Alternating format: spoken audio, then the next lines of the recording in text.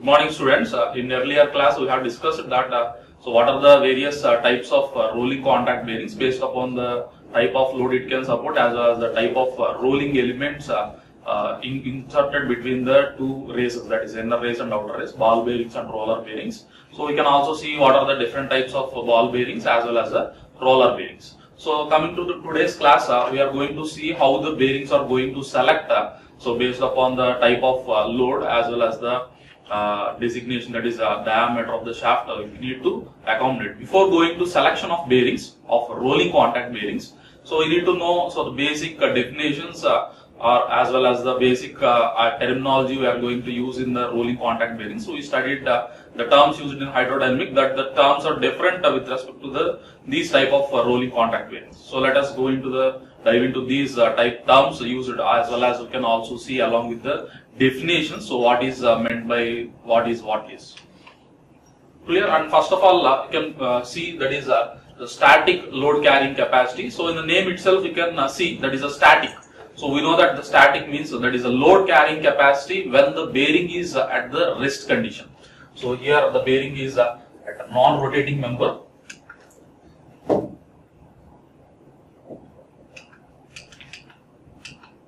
So here the bearing is non-rotating. So when the bearing is going to carry the load when it is at the rest condition, then we call it as static load carrying capacity. So, and as well as it can also defined as the load is defined as the total deformation will be equal to the 0.001 times of diameter at particularly at the most heavily stressed point at balls or races. You can see clearly. So it is also taken as a radial load in case of radial bearings, as well as the axial load in terms of axial bearings, that is the thrust bearings. So that is given as permanent deformation of the ball or races at the most heavily stressed point contact equal to the 0.001 times of, that is 0.0001 times of diameter of bearing, that is a small diameter of ball. Clear? So that is how the static load carrying capacity can be defined. So generally say that the static load carrying capacity is a load can be withstanded by the bearing when it is at non-rotating condition, that is at rest condition.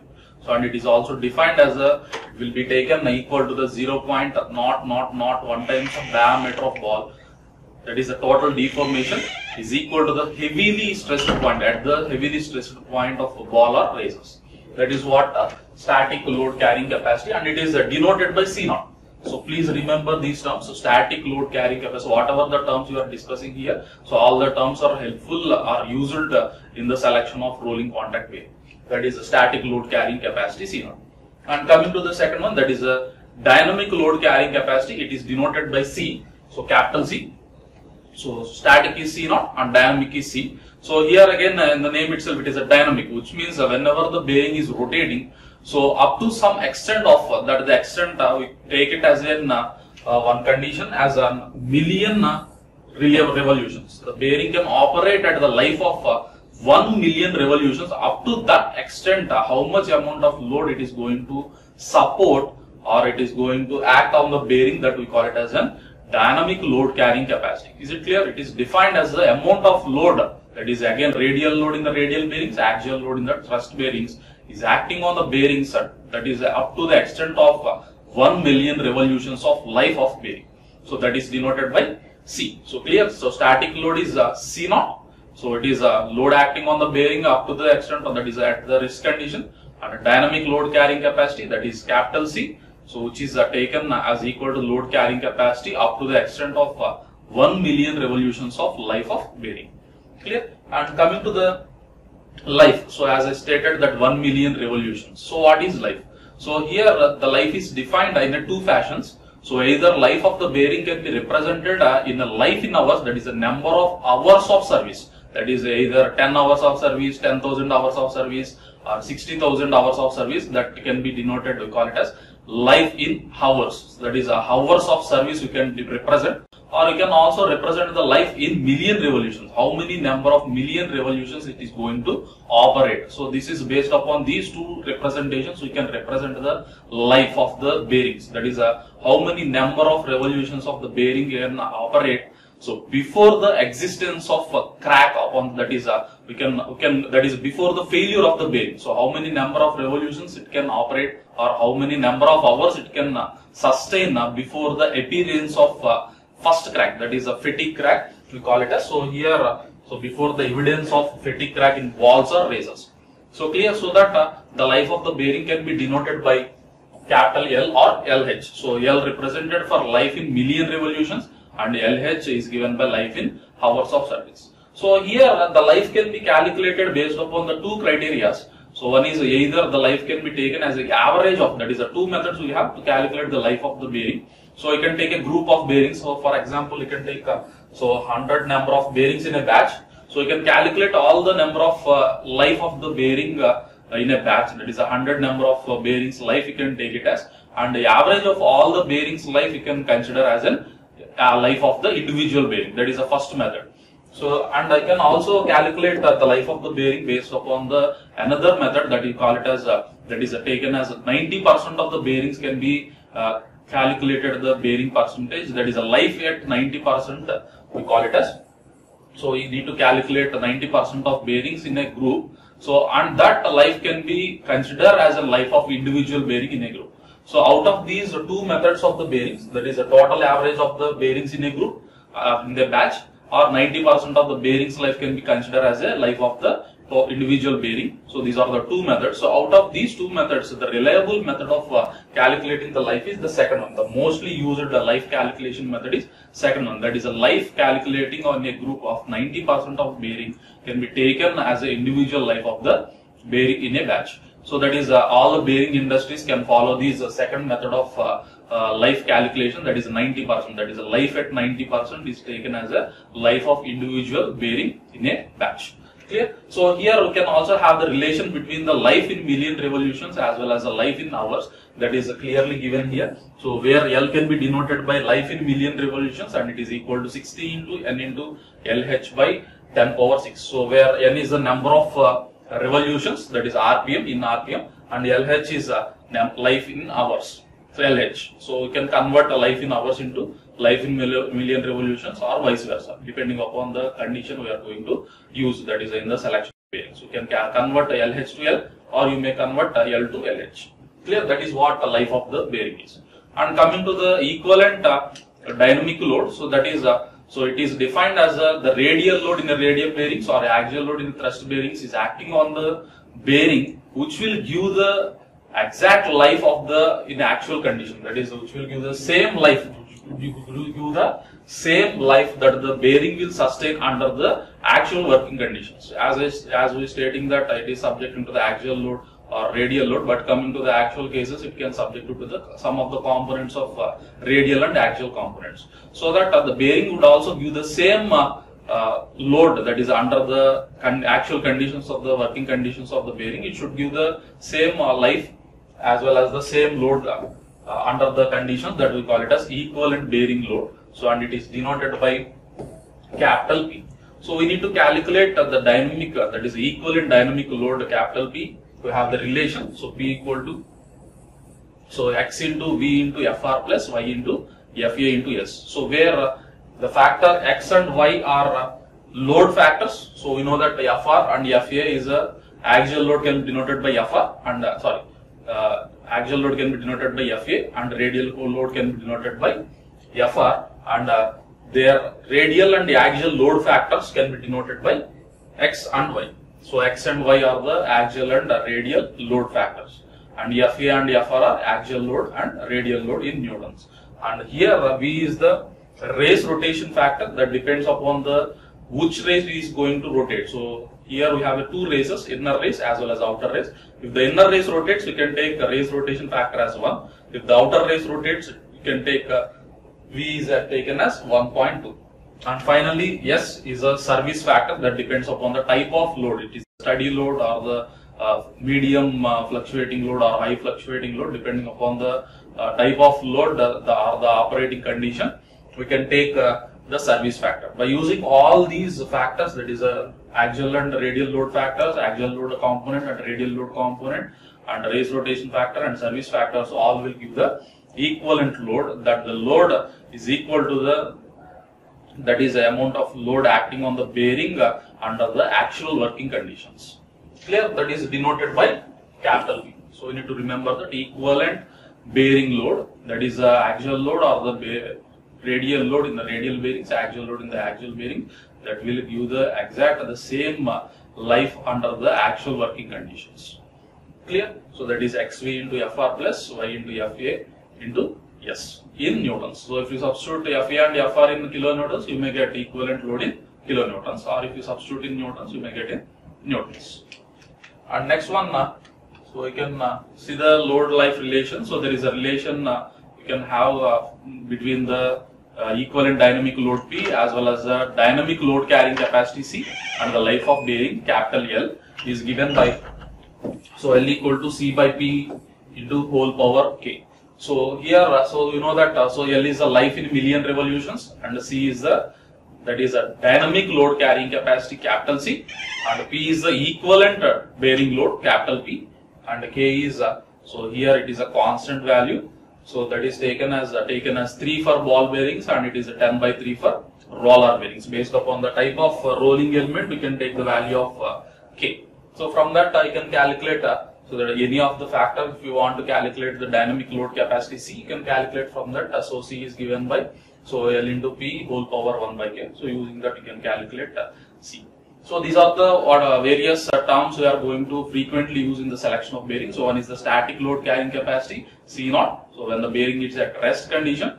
So and the dynamic load capacity, that is capital C. So which is bearing can support the load up to the 1 million revolutions of life, and then life of the bearing, so that is represented in either million revolutions or hours of service, L or LH, and there is an equivalent dynamic load capital P, which will give the exact life under the same actual working conditions. So and finally this is the relation between C, L and P.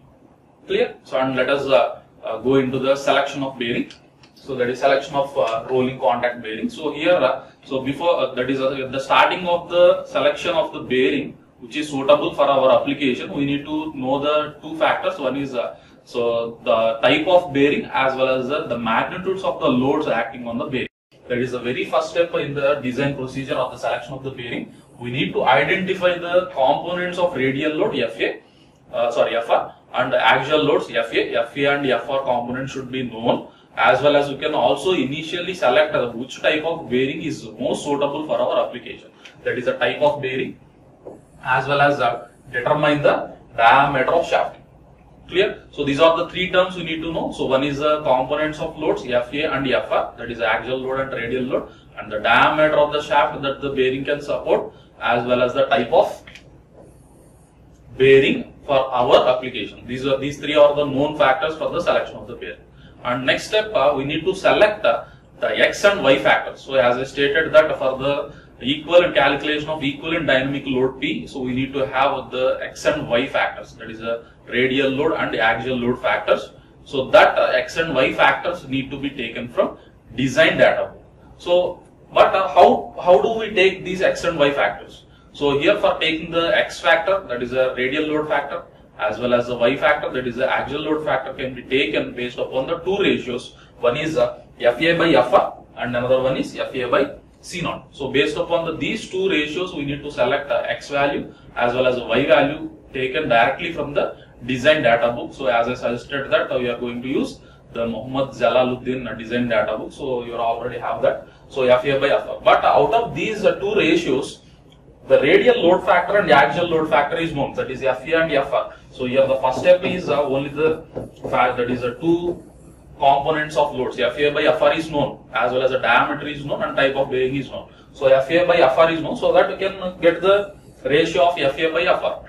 But what about these FA by C0? So FA is known, but C0, that is a static load carrying capacity of the bearing, is unknown. So that reason, so here the selection of X and Y can be taken based upon these two factors, but the C0 can be taken for the assumed value of any of the bearing which starts with a light series. So here the selection of the bearing that is based upon the trial and error method, which starts from the light series to the medium series. So we know that in the design, in the designation of the rolling contact bearings, we've seen that so what is light series, what is the heavy series, medium series, like that we have 4 different series of bearings we have. So here it is a trial and error method. So based upon the trial and error method, we can start with a light series bearing. So with respect to the diameter of the shaft, we know that. So corresponding to the diameter of the shaft at the light series bearing, we can select the C0 from the design data book. Using that FA by C0 value. So the C0 value is so taken as a trial and error method from the light series. Starting with the light series, you can take the C0 from design data book and calculate FA by C0. Corresponding to that, you can take the values of X and Y factors, that is radial load and axial load factors. Clear? So after calculating taking the X and Y factors, we need to calculate equivalent dynamic load. So that is P. So we are seeing that so see P equivalent dynamic load, P is given by XV into FR plus Y into FA into S. So X and Y factors are taken, and FA and FR is given in data, and V is the race rotation factor. So if it is in the problem, it is given, you can take corresponding to that. Otherwise, else you can assume that it is inner race rotation. So 95% of bearings that can operate with inner race rotation. So that you can take V as 1. And yes, service factor you can again take it from design data book. So using that relation, you can calculate equivalent dynamic load capital P using the relation. And after that, you can take calculate the life in million revolutions using the relation L equal to 60 N LH by 10 power 6, so that you may get the life in million revolutions. So speed is given in data, and as well as million life in hours of service can also given in data. So you can calculate life in million revolutions in the step number 5. So after that, I can calculate the dynamic load capacity. So we are having the relation of L equal to C by P whole power K. So using this relation, so K is a constant for ball or roller bearing. Based upon the ball bearing, if it is taken as 3, and roller bearing it is 10 by 3. So I can take this one. So and P is calculated using this relation, and the life is calculated in million revolutions between the L equal to 60 and LH by 10 power 6. So from that you can calculate the dynamic load carrying capacity C. So using this relation, you can calculate dynamic load capacity C. Clear from the load life relation. So finally, after that, you can calculate the check. So we are taken the bearing of that is the value of C0 static capacity, that is we selected the bearing. So corresponding to that selected bearing, we are taken a C0. So but the selected bearing is from the light series bearing. So now after calculating the value of C, dynamic load capacity, we need to check the data book value of C of your selected bearing in a light series. So if it is a with standard, that is it is below the data book value, then our selected bearing is okay. Otherwise, again we need to go with another series of bearing, that is the next series, that is a medium series. So again you can repeat the procedure up to this extent, that is up to calculation of C, and again check with the other bearing. So after that, if it is okay with the C, with the data book value, it is okay, that is our selected bearing is okay. Otherwise, again you need to go for a high series bearing and again check with the data book value. So this procedure is repeated, that is the next series bearing you can go with and repeat the procedure. So clear? So only the simple 4 steps are there in the selection. So initially we have known the speed, life in hours of revolution, hours of service, and the components of loads FA by FR, FA and FR is known, and diameter of bearing is known, and type of bearing is also need to be selected by ourselves, or in some of the cases they can given in data. So after that, so we need to calculate the FA by FR ratio. So first of all, you can see through it. So here it is the bearing XA by FR selected ratio, that is for the different types of bearings. So we are discussed in earlier class. So those bearings are here. So using that, I can go with XA by FR, that is you need to calculate FA by FR and FA by C0 ratios. Using that, I can take X and Y values from the design data book. This is the data book value table. From this table, you can take X and Y values. And here I can suppose to give the design data book bearing selection. So here you can see the static load capacity as well as the dynamic capacity. So initially you can take the C0 value for our bearing, that is starting with the light series bearing. So here it is a light series, you can see here. So series it starts with so for the deep groove ball bearing it is a light series 60. So and here it is 64, that is a heavy series. So 60, 61, 62, 62, 63, 64, that is based upon, as I said, that in designation. So 0 series which starts with that is 1 with very light, medium and heavy. In a similar fashion here they taken as so 6 indicates for the deep groove ball bearing. So from that you can start with a light bearing, after that you go with heavy bearing. So that is increasing with the series you can go with. So you can take the C0 and after calculating the C you can check with the data book value here. Clear? So here, so there is in the selection of design, that is the selection of rolling contact ball bearing. Initially, we know that so the components of axial load and radial load, FE and FI is known, and the diameter of bearing is known in some of the cases. If it is not given, you can select randomly the diameter of shaft to accommodate, and we can also know the life, that is in hours of service, and the speed in RPM is given. So using this data, so as well as you can also know the type of bearing for our application. So after that you can calculate the two ratios. So one is FA by FR ratio. So this is known. So FA and FR is known, so that you can calculate the FA by FR ratio.